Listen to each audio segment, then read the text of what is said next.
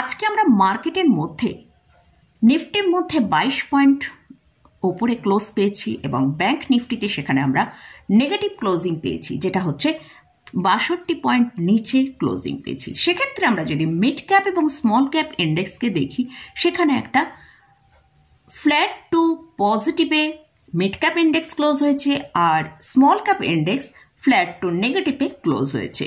তো আগামী 1 থেকে 2 মাসের জন্য কিন্তু আমাদের মিড ক্যাপ এবং স্মল ক্যাপ ইন্ডেক্সের স্টকের দিকে ফোকাস রাখা যেতে পারে। এই সব স্টকের মধ্যে কিন্তু একটা ভালো বাউন্স আসতে পারে। যাই হোক, আজকে আমি নিফটি এবং ব্যাংক নিফটির যে স্ট্রং সাপোর্ট আছে সেই সব সাপোর্টগুলো নিয়ে আলোচনা করব এবং নিফটি ব্যাংক নিফটিতে কিভাবে ট্রেড হবে সেটা নিয়েও আলোচনা করব। আর এর সাথে সাথে দুটো স্টক নিয়ে আলোচনা করব। তাহলে ভিডিওটা শুরু করা যাক। আমি নিরুপমা, শেয়ার শেখো চ্যানেলের পক্ষ থেকে সকল বন্ধুদের স্বাগত জানাই। চ্যানেলে যদি ফার্স্ট টাইম ভিজিট করে থাকেন তাহলে অবশ্যই চ্যানেলটা সাবস্ক্রাইব করে নেবেন আর পাশে থাকা বেল আইকনটা প্রেস করে রাখবেন। আমি ভিডিও আপলোড করার সাথে সাথে আপনাদের কাছে ভিডিওটা পৌঁছে যাবে। তো আজকে আমরা মার্কেটের মধ্যে যেটা দেখেছি, নিফটি ওপেন হয়েছিল 23,775-এ। সেখান থেকে আমরা নিফটির মধ্যে একটা ভালো আপসাইড দেখতে পেয়েছিলাম, যেটা হচ্ছে ওপরের দিকে 23,854 পর্যন্ত আপসাইড তৈরি করেছিল। সেখান থেকেই আমরা নিফটির মধ্যে একটা সেলিং দেখতে পেলাম নিচের দিকে 23,600-কে সাপোর্ট রেখে যে লোটা তৈরি করেছিল সেটা হচ্ছে 23,653। 23,653 পর্যন্ত নিচের দিকে এসেছিল। সেখান থেকেই আবার আমরা ক্লোজিং টাইমে 23,750-এ ক্লোজ পেয়েছি। নিফটির কিন্তু ক্লোজিং খুবই ভালো হয়েছে, যেটা হচ্ছে 23,750-এর ওপর ক্লোজ দিয়েছে। তো আগামীকাল যদি কোনো কারণে আমরা গ্লোবাল মার্কেটের দিকে আগে একবার ফোকাস করে নেব, সেখানে আমরা দেখছি ইউরোপ মার্কেট আজকে ক্লোজ রয়েছে। সেখানে বক্সিং ডে জন্য ইউরোপ মার্কেট আজকে ক্লোজ। এশিয়া মার্কেটের দিকে যদি দেখি, সেখানে ফ্ল্যাট একটা ক্লোজিং পেয়েছি আমরা। আর ডাউন জোনে আমরা দেখতে পাচ্ছি সেখানে 227 পয়েন্ট নেগেটিভে ট্রেড করছে আমি যখন ভিডিওটা শ্যুট করছি। তো আমরা আগামীকাল যদি মার্কেটকে মানে নিফটিতে আমরা যদি কোনো কারণে দেখি নিফটি নিচের দিকে 23,650 থেকে 23,700 এই জায়গায় যদি নিফটিকে আসতে দেখি, সেখানে কিন্তু একটা ভালো অপরচুনিটি আমাদের জন্য হতে পারে। অবশ্যই এর জন্য যে সাপোর্টটা নিফটিকে মেনটেন করতে হবে 23,600 থেকে 23,620, এই সাপোর্টটা কিন্তু নিফটিতে মেনটেন করতে হবে। তাহলেই আমরা উপরের দিকে যে আপসাইডটা দেখতে পাবো সেটা হচ্ছে 23,800 থেকে 23,850 পর্যন্ত ওপরের দিকের আপসাইড দেখতে পেতে পারি। এবারে আসছে ব্যাংক নিফটি।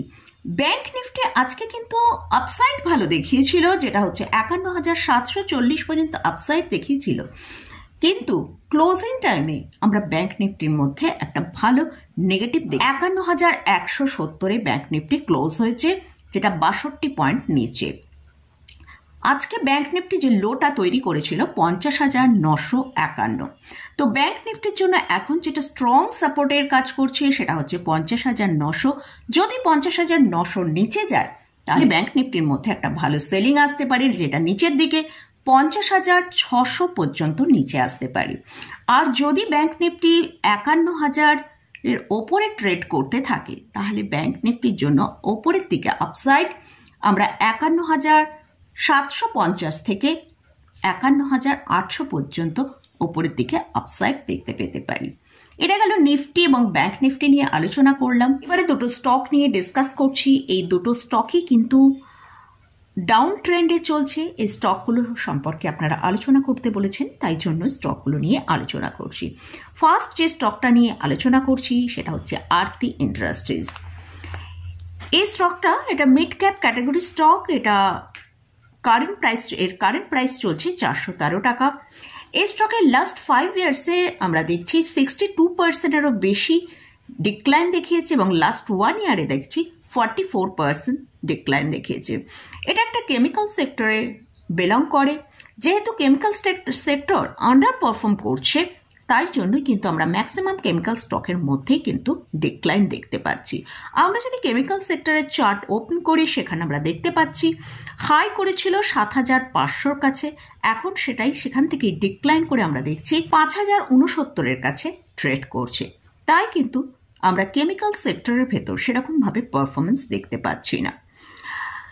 তো স্টকটার যদি আমি এই আরতি ইন্ডাস্ট্রিজের মান্থলি চার্ট ওপেন করি, সেখানে আমরা দেখছি স্টকের মধ্যে যেটা সাপোর্ট রয়েছে সেটা ৩৯০ থেকে ৪০০ টাকার কাছে একটা সাপোর্ট আছে। তো যদি এই সাপোর্টটা ব্রেক করে নিচে আসে, তাহলে কিন্তু স্টকের ভেতর আরও ভালো সেলিং আসতে পারে।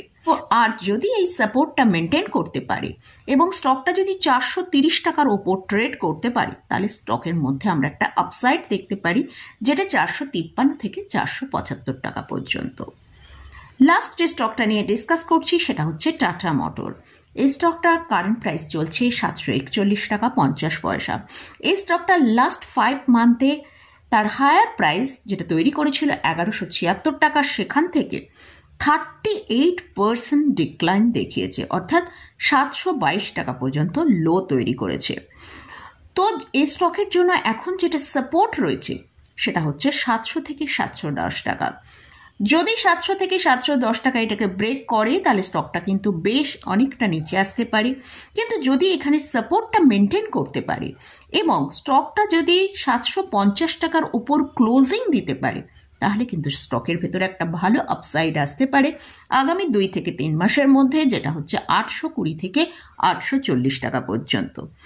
আমরা এই স্টকটা কিন্তু এখন বোলিঙ্গার ব্যান্ডের লোয়ার ব্যান্ডের কাছে ট্রেড করছে, তাই এই স্টকে কিন্তু এখানে একটা ভালো অপরচুনিটি হতে পারে।